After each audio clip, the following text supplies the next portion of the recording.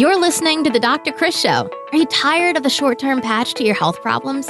Is avoiding medications and surgeries important to you? If you answered yes, then your prayers have been answered. Dr. Chris has been helping people transform their health for over a decade. He's a world-renowned health expert who specializes in holistic health.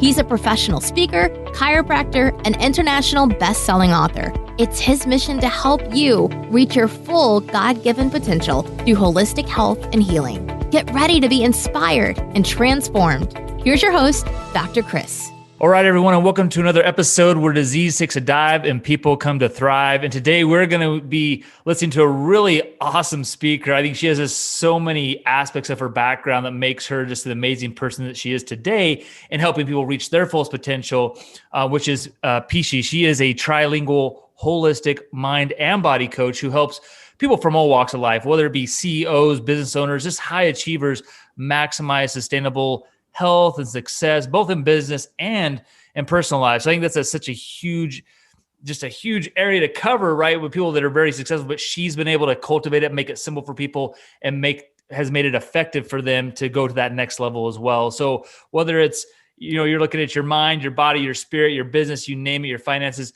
Pischy is going to be the one that's going to help you kind of break past some of those barriers. And she has a really amazing story. So Pischy, great to have you on today. Thank you, Chris. Super excited to be here. Absolutely. Well, I want to dive right in today with your story because I think you have a pretty amazing story. A lot of people, I think, in today's society and cultures have it pretty easy and haven't had to go through a lot of barriers or resistance to get where they are. And they've kind of been on cruise control and they don't really get how bad things can be. I think in today's society right now, in like these last 12 months, people have done a lot to give up their freedoms. And just for the sake of this COVID thing that we might be dealing with right now. But the fact is people don't realize what they are really giving up when they give up these little, quote, little freedoms that they're giving up right now. And you've really been through it and you've really seen what it's like to have things taken away from you on a bigger level. And can you share your story, just where you came from, what you went through, and then what's brought you here today?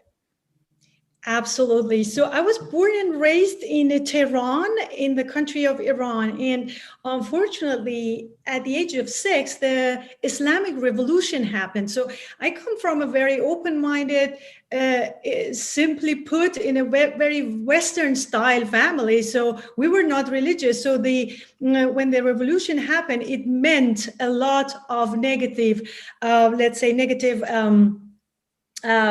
effects and impacts on our lives. So my father was working with Americans. He was working for Pan American and the American Embassy. And he was, of course, like they shut down the American Embassy back then when the revolution happened. He lost his job, he lost his fortune, he lost everything. And he was mentally basically so hit by this that he could never recover afterwards. And that was one of the reasons that also ended up in the divorce of my parents. So I was 6. I remember my parents dancing and having parties and my mom going with bikini to the beach. And all of a sudden we were at a place that we had to wear hijab and say that we don't drink alcohol and we don't dance and we are religious because otherwise we would be punished for it. And by punishment, I really mean real punishment. So basically I grew up with this loss of identity. Who am I? And also, I went through war sanctions, all kinds of sanctions, like food sanctions, energy sanctions, because Iran, had a huge war with Iraq for 8 years. So I already went through so much trauma and difficulty in life. Like most of my Western friends, they don't even understand it. I mean, you guys had pretty easy life comparing to people like me. And for example, just like really simple examples, we couldn't eat chocolate. Like chocolate was black market, as a kid. We couldn't drink milk. Milk was like you got coupons that you got your weekly, you know what I'm saying? So weekly basically share for milk and meat and stuff like that. So very often we had no electricity. So I had to do homeworks by candlelight. We couldn't take a shower because water was not enough. So these 8 years of war, and I went through real war. So it was not that the war was somewhere else. Yeah. It was happening in Tehran too for a while. Wow. So I basically went through bombing attacks, and I lost friends and family in this stuff.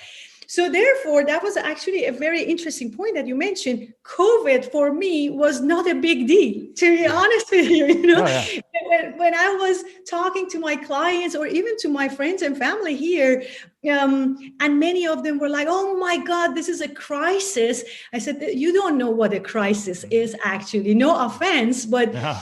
For me, it was. I mean, I feel very sorry for everybody who went through that, but the impact and how I experienced this last year was by far not as big as how most of the people here in the States and in Europe experienced it. Well, I think so many people, it's all about our experiences in life, are all about perspective. And you've been through some of the worst of the worst, and the things that people go through now, like this last 12 months, is really nothing in comparison, right? Right. But it's a slippery slope, because these little things that they're willing to give up with their rights is just a thing that could lead them towards what you really saw suppression really look like. And so I think people need to understand too. You said, okay, yeah, you would get real discipline. Can you explain some of that real discipline so people can understand really how serious those things are? Sure. I think this is exactly what I also always try to explain to my clients. So there is always positive and negative sides to everything, right? Mm-hmm. So I went through all these difficulties, and you could call it trauma, at least also back then when I was experiencing everything. But in hindsight, that is what made me the person who I am. Mm-hmm. So going through so much hardship, as opposed to, let's say, kids today, when you see everything is so easy, right? Everything is so simple. You can have everything. You can eat everything you want. There is abundance in everything. I think that hardship really made me very strong, and it really built that fighter spirit in me, in also knowing that these things might happen again and again in life. Like, once you go through these hardships, and you have to be super disciplined because otherwise you don't survive. I think this is a muscle that gets trained, and then you get this muscle memory, and then over and over, the more you proceed in life, you can deal better and better with difficulties and trauma. So discipline was a very good point, because I really don't know many people who are as disciplined as I am.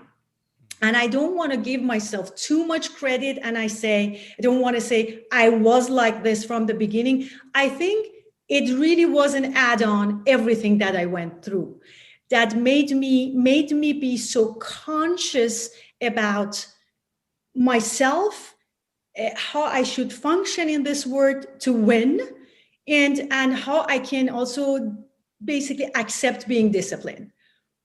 Absolutely. Now, through that, you've now risen above those things, and those things have made you stronger, and it started to create success in your life because of the things you had to go through. And so you've been working throughout your life in corporate America, helping big companies do big things and helping leaders do big things. And so what has led you now to doing coaching more one-on-one and helping those, business owners, people that just want to rise to that next level? What brought you to that point in your life? While I was working for the corporate, so I was always working in the training and development as a management consultant. And back then, I was very good at psychology. I had studied psychology, but I didn't have still that yoga, meditation, personal training, and nutrition that I have now. So very often, when I talk to these big, successful CEOs,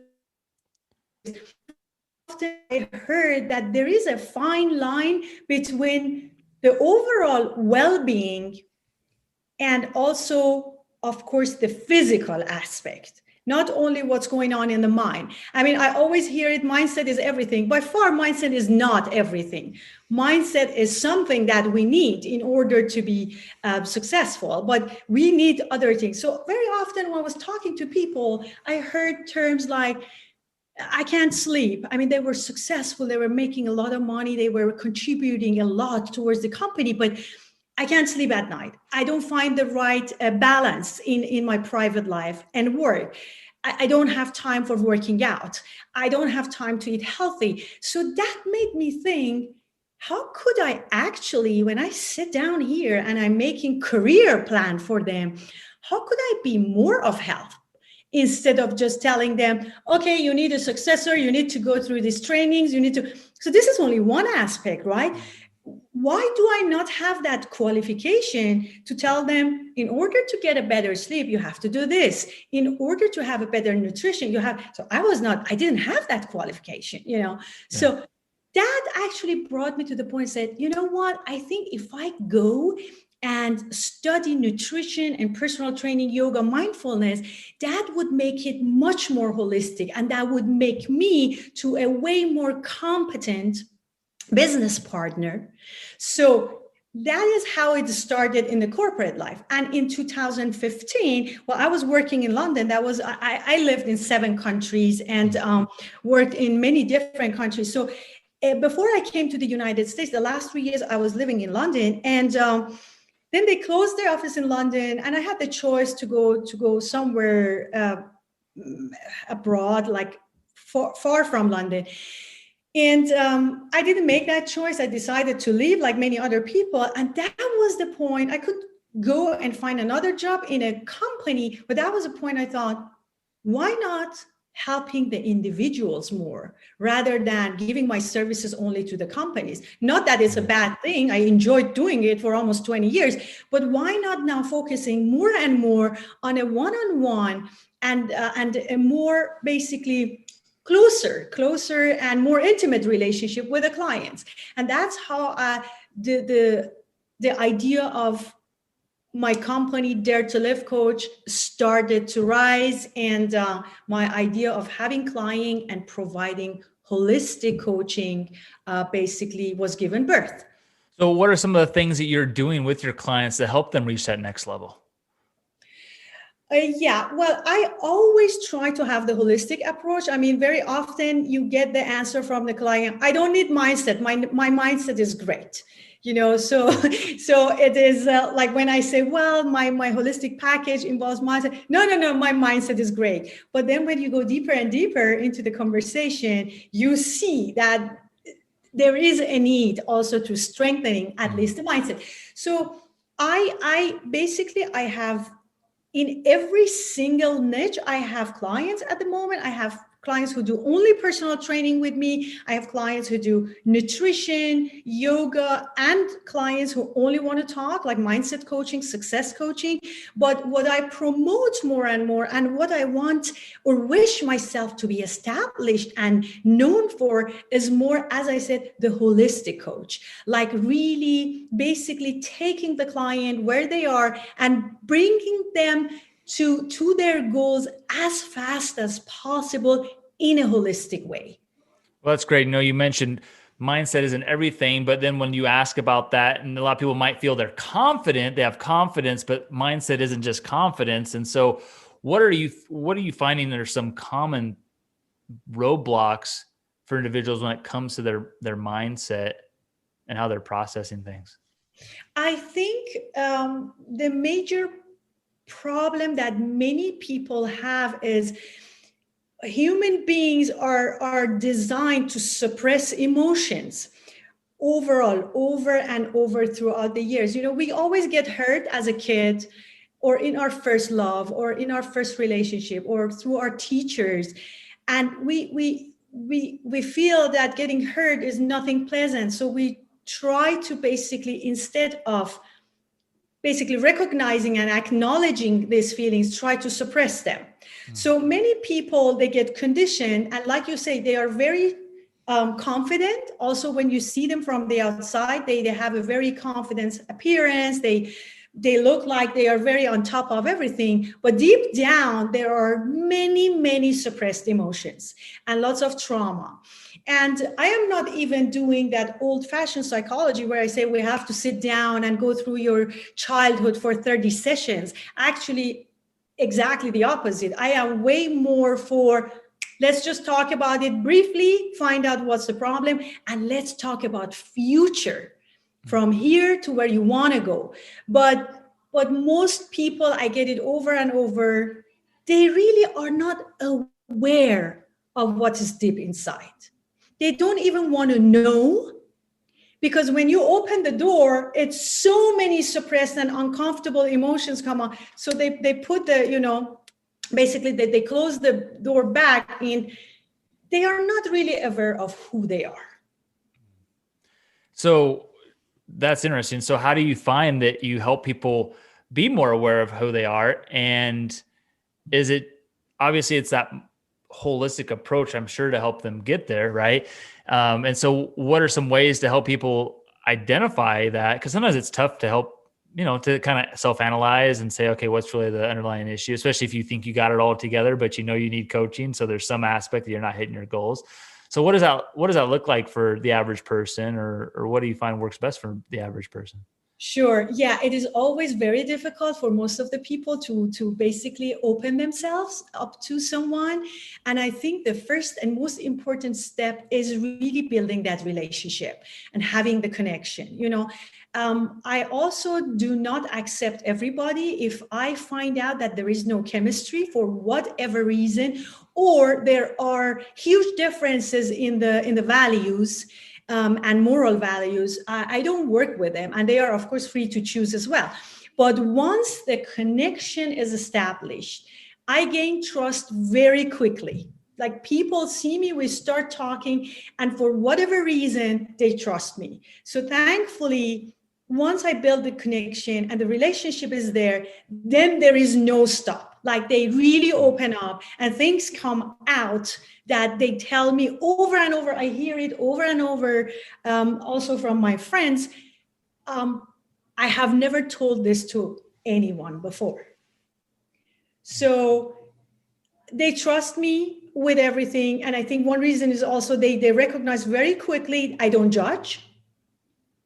And as soon as this trusting relationship is built, then they share everything. And this is the first step to freedom. When you start sharing and when you start basically explaining what's going on in you and what has been going on in you, that's where we start. And again, I repeat, I never sit down and say, yeah, let's do 30 sessions only about the past. It is really enough to find that key major incidents that happened in the past that caused this trauma and unpleasant emotions. And from there, we only focus on future. And thank you for mentioning that. Everything plays a role. Nutrition, for example, plays a huge role in depression. And these are things that many people don't know. I don't want to say nobody knows, but many people don't know. Sure. Exercising, yoga, mindfulness, meditation. So I really try. I have clients, they say, I don't want to do meditation. It doesn't work with me, So I try different types of mindfulness trainings. So exactly. Trust, connection, holistic approach. Absolutely. Now, what are maybe can you give me an example to our listeners of someone that you worked with? Obviously, you don't have to name names, but it's an example of maybe some struggles and kind of how they kind of help come to that self-realization and the success that they had from that. Absolutely, yes. One of my beautiful clients, a very successful guy, very wealthy, making very good money. He is a CFO of a very well-known bank.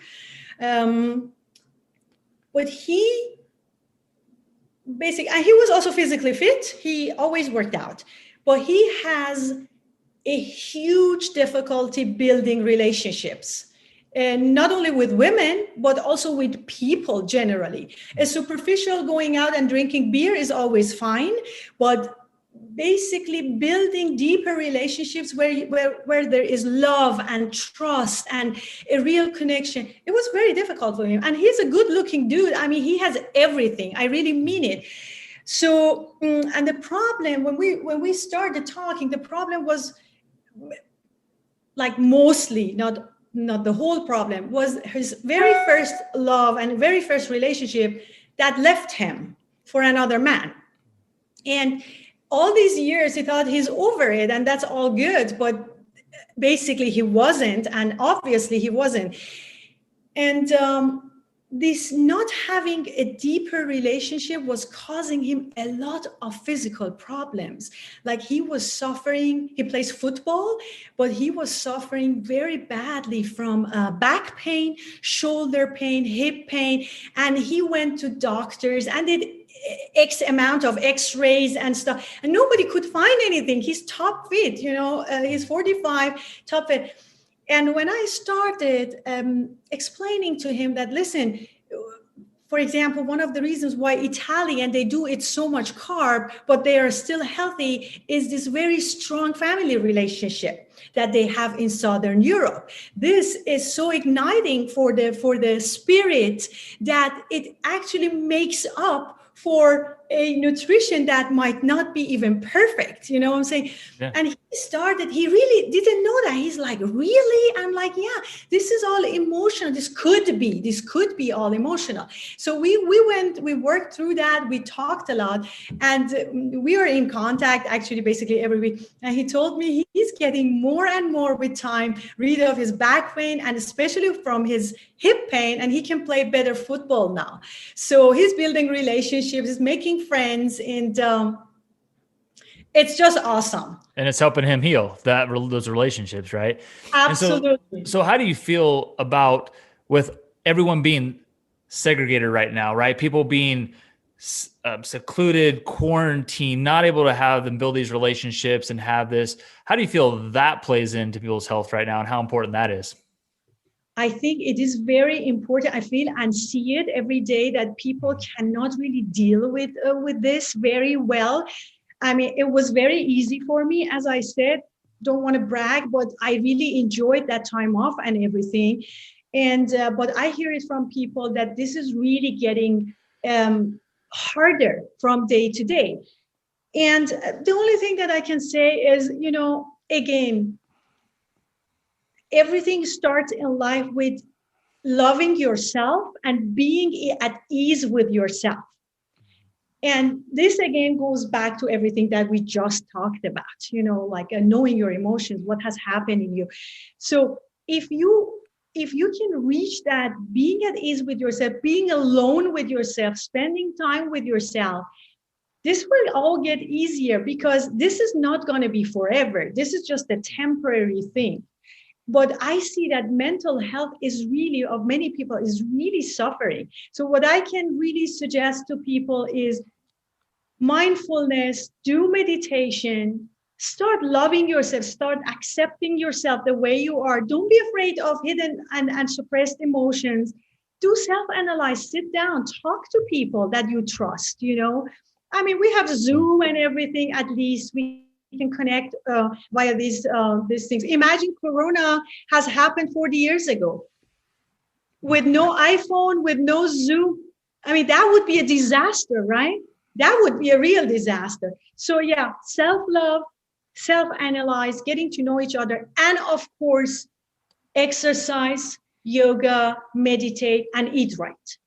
Absolutely. And I think it's so important that we do value those relationships like you talked about. The Italian example was perfect. It's just, that we need to be around people, that our energies do and our spirits feed and connect off of each other. And that is an important part of it. And yeah, you do need to be right with yourself and be confident in yourself, and you be the one that makes yourself happy, not being dependent on other people. But yeah, just having that connection, being able to connect with people, being able to share things, it goes huge into playing into our everyday aspect of our health. That might be the piece that helps you adapt to maybe the diet a little bit better because it's not on point, or it might help you adapt to the lack of fitness that you have, right? But it's like all those things tie in, and having balance in those things is huge. So what are some things that people could do to work with you on a one-on-one basis, or if you have even had other programs to help with that as well. Sure. I have at the moment lots of still one-on-one clients, and it's funny, Chris, because the whole world is going more to more into online courses and group courses. But I don't know. I love this personal touch still. I love this. I love it that me and you, we are looking at each other's eyes and we can talk. So I still have a lot of one-on-one, but I have one product that is a 7 weeks course. It is called 6 Unique Steps to Sustainable Success, Health, and Fulfillment. And this is for everyone who just wants to elevate their success and maximize their performance, both physically and mentally. I'm very Googleable. So if you Google Pischy Izady, or even if you Google DARE2LiVE COACH, people can find me. My website is DARE2LiVE.coach. So this is important, not .com, DARE2LiVE.coach. And that's Dare to Live. It's Dare and then the number 2 live. Exactly. For our listeners. Yeah, absolutely. Exactly. DARE2LiVE.coach, not .com. And I am also on all social media platforms. I'm on Instagram, DARE2LiVE_coach. I'm on Facebook, Pischy Dare, and I am on LinkedIn, Pischy Izady, Izady. Awesome. So have you wrote a book yet? Because I feel like with your experience and everything you went through growing up, you should write a book. Thank you so much. Yeah, I've been thinking about it for a while, and there are so many publishers that also reach out, and say, hey, I want to have your book. But, Chris, I am so busy. I've been here in the United States 5 years now. So you know how it is when you go. I've relocated 7 times in my life to different countries. So when you go to a new country, always the first year is only the orientation. So basically, even though I used to speak English, but I used to speak English. I lived in London. Even learning the language, understanding what's going on in this country. And then imagine, I have a German passport, but I was born in Iran, okay? So when I arrived, shortly after, there was the change in the government, and everything got really difficult for Persians. So for 2 years, I had no job permit. I had no right to do anything. So it took a long time until I felt myself as a whole person with identity here in the United States. So yes, I will definitely do the book one day. It just needs to ripen. That's awesome. So I always like to ask our guests this, which I think is so unique to everyone. I think you'll have an amazing answer. Is what does reaching your fullest potential mean to you? Being happy every day, every minute of every day. I think, if I may say that, I think I have reached it to a great extent, and I'm working on it. I don't want to say I'm enlightened. It sounds maybe too weird and too spiritual, but there was a point in my life where I thought, if I reach the point that I wake up happy and I stay happy throughout the day, totally independent from what's going on around me, that is where I want to be. That is what reaching my fullest potential means to me. And of course, there are many aspects that belong to this. Financially, you have to have the freedom. You have to have good relationships. You have to be sure. But I think this is really what I'm striving to get to more and more, just to be happy every day, all day. Awesome. I think that's great, because you talk about meditation and being mindful, and those are all things about just being present, right? And I think so many people we don't live in the now. And that's one of the things I've really been trying to be focusing on these last few months, is just being appreciative of the now, the present, because we can get all this anxiety or all this future pacing the future, and we forget to live in the moment right now. And that's where the real, I think, happiness lies, is when you're just present in the moment. And things like meditation and these other things you talked about are ways to help you get there and to maintain that throughout your life. Because as you know, and anyone that's listened to our podcast before, is health is not a destination, it's a journey, right? I can't agree more. Yeah, awesome. So Pischy, it was great having you all. Make sure we all those links. For those of you that are wondering how Pischy spells her name, it's Pischy. And so we'll put those show notes on there so you guys can connect with her, see some of the resources she has.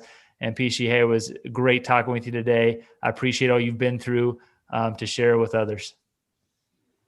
Thank you so much, Chris. It was a great experience with you. I very much appreciate you having me here. Yeah, hope we stay connected. Absolutely. Appreciate it.